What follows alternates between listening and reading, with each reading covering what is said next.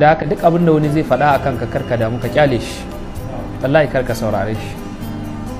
Duk yanda wani dai tsine maka ya la'ance ka, maganan mutane ɗayan biyu ne, in ma ka mayar da shi duwatsun da zaka tattara ka hau kai kai nisa suna jefowa, in suka jefo sai ka ɗauka ka saka shi ka ɗala kai, in suka jefo ka ɗauka ka saka shi ka ɗala kai, in ma kuma idan sun jefo ka ɗauka ka ɗaura a kanka ya dankare ka har ka mutu, in ma ka ɗaura ka mayar da shi step na samun nasara da girma.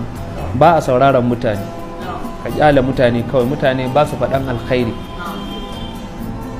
Shine abin da wani yake faɗa, yake cewa mutane da kake ganin su duk abin da ka kai, wallahi law sahaba al-insanu jibrila lam yakhlis al-mar'u min qala wa min qila qila fillahi aqwalun mudabbajatun tutla idza rutila al-qur'anu tartila qalu bi anna lahu wildan wa sahibatan زورا عليه وبهتانا وتدليلا هذه مقالتهم في الله خالقهم فكيف إن قيل فينا بعض ما قيل والله إن ذاك زمو أبوك ملائكة جبريل وبذاك كبتا دقا مغنغن متاني با Allah ma mahaliccinmu an faɗa mishi maganganu na rashin mutunci da zagi wanda har gobe ana karantawa kuma ana nanatawa kuma Allah yana kallon halittun. An ce yana da ɗa, an ce yana da mata saboda ƙarya da ƙirƙira. To idan Allah ana faɗan haka a kansa, to mu kuma in mutane sun ce magana a kanmu, me yasa za mu damu? Ba abin da zai sa mu damu. Kar maganar mutane ya daga mana hankali. Maganar mutane ba komai ba ne. Maganar mutane in ya zo ta kunnanka kawai ka bar shi ya yi ta gefe ya shige.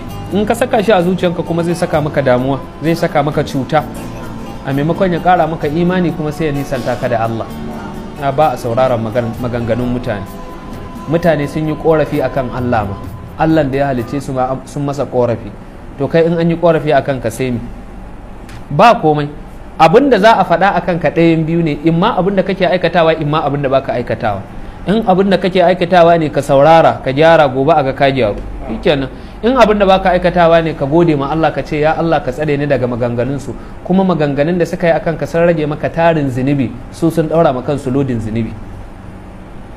An gane ko? Duk irin waɗannan haka abin da ya shafi